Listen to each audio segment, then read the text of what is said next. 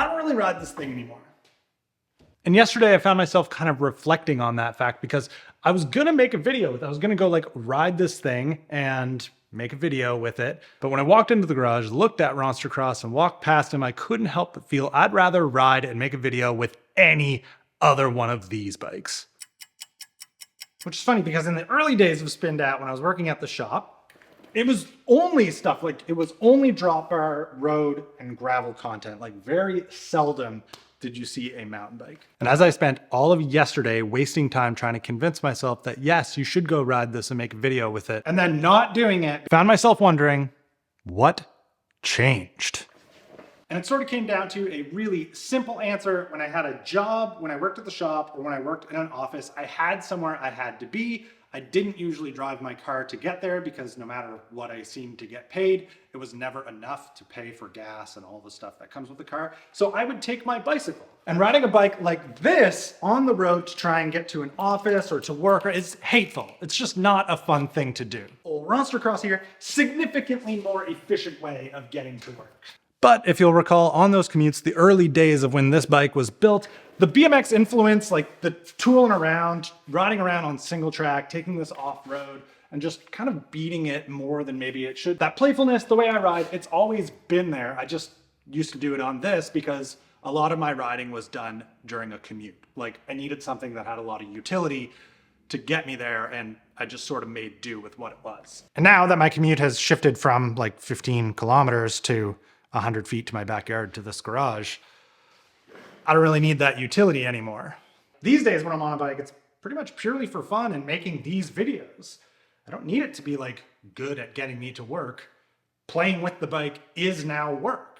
And slowly but surely, I've allowed myself to remove a lot of the utility from a lot of the builds and a lot of the bikes that I have around so that they can be ultra specific to certain things. And if I want to do that one day, I just grab it and go do it. And 99% of the time these days, it's not one of these. Like today, for example, I tried to force myself to make a video with this. I really didn't end up wanting to, lost a day to it. But what I really want to do, and I'm happy to get moving to go do, is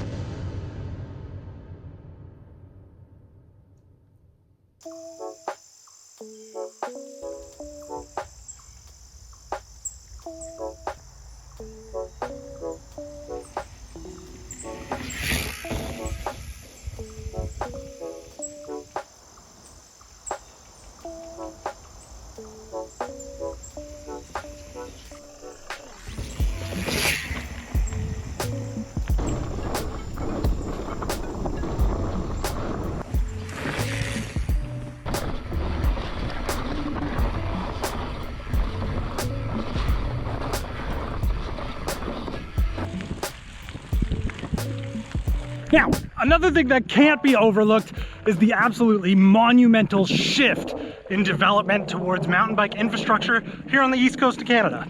For the longest time, at least as far as I can remember, like when I was a kid, here on the east coast of Canada, trails, like development, new trails, new places to ride, mountain biking in general, it was just sort of a stagnant thing. When I was a kid growing up in Moncton, the only place that I knew you could go like out west style, like drop-in style mountain biking was 3 hours north at Sugarloaf. And I didn't know of anywhere else that you could just like accessibly go ride mountain bikes. Like it was all pretty secretive if there was anywhere. I just don't know. I don't know the history of this area at all, but I do know it was pretty secretive and that you couldn't get into it pretty easy. And it does feel like it sort of remained that way for a little while until like pretty recently, the last 5, 6-ish years. Things have really started to ramp up and there's a lot more sanctioned, legal places to ride that are like publicized, that people want, like the organizers want you to go to so that it gets used and they can maybe get more funding to build more stuff. One of the things I used to say on the channel as to why I like gravel bikes so much was that I could just leave out of the house and be basically riding a gravel bike, not having to take a car anywhere. Now, as legal sanctioned trails started to pop up here in Nova Scotia, a lot of them were like a little bit far. I would have still had to drive there, and I happily did, but it made sense to still ride a gravel bike around for where I live. But as more and more permissions and more sanctioned trails pop up, they keep getting closer and closer to where I'm at, that I can actually not take a car and come ride here. The farm is a really good example of that. It's within a pretty accessible pedal for me. I don't have to grab my car, I don't have to get in my car. I can just kind of like grab a bike and come here and ride and just do laps and laps and laps. This is a very new chunky XC trail that I've not done much exploring in. Definitely not ridden this bike on it yet. Let's do that now. Is this a seat up or seat down endeavor? Who knows? Ugh. Seat down would have been good. All right, immediate techy chunk, good amount of loam.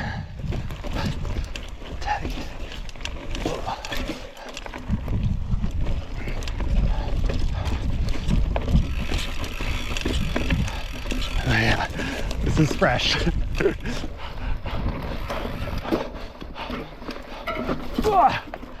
Oh, not pretty. We're getting through though. I'm sure there's some speed back there. I just don't know what it is yet. Okay, here. That would have been super not fun on a gravel bike. All right. All right, I've done a few laps through here now. I think the trick is just find all the flattest spots, places where you can kind of jump in from one lump to another. I don't know that pedaling is really the strategy in here, because you just end up knocked offline. That was slow.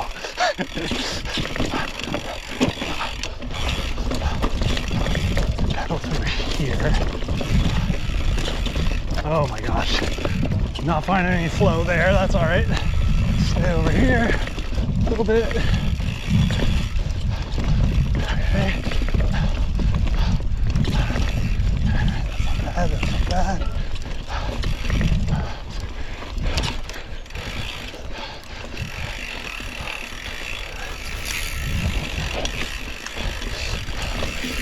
Off camber, turn up here. I like this section. That's cool.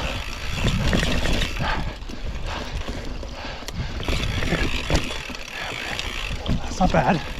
That's better than before. See, I get a little bit bumped around there. I don't know how to get the bike to just settle through sections like that. I lose a lot of speed from it.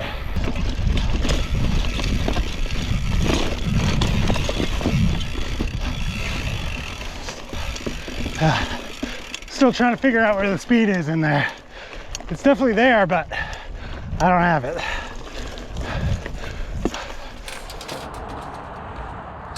So the last time we were at like the Wentworth opening weekend video, me, Dan, and Devin riding together, after one of the laps where Devin was chasing me and following me, Devin was good enough to offer some constructive criticism on my cornering when we got to the bottom by saying, I don't know if it's the weight of that bike or your amateur cornering abilities, but why in the world are you pedaling out of every corner? We ultimately concluded that I probably come into every corner trying to go too fast, brake too late, and then brake throughout the corners, which is like a pretty common thing a lot of people do, myself notwithstanding, and I'm very subconscious about it now. So thankfully this trail, as you've seen many times, has a long downhill section into this dug into the ground berm, and just want to give it the old college try of coming into it, braking properly before it, and hopefully carrying more speed through the berm and just getting a little more comfortable. That's something that I would really like to improve and should work on more often.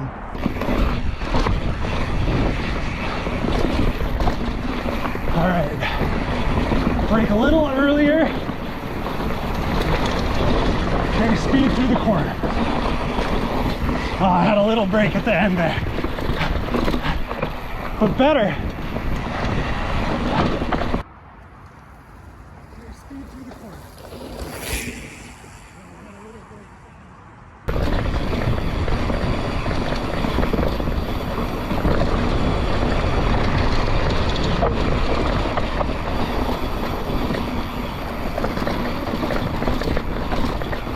That was pretty good. Happy, happy, happy, good.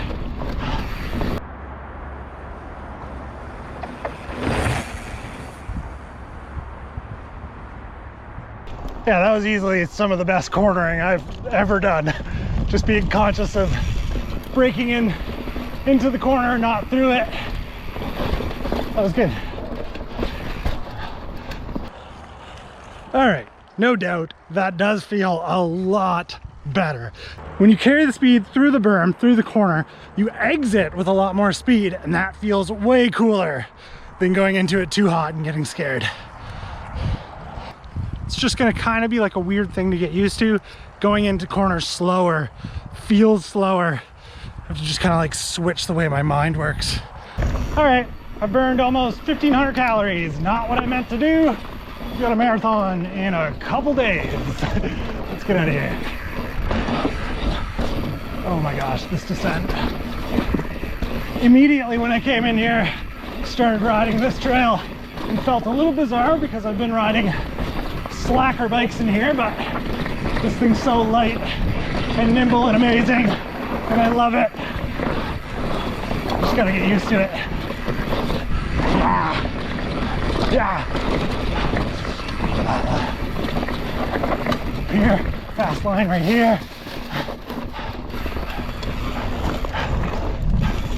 Over the rock, up here.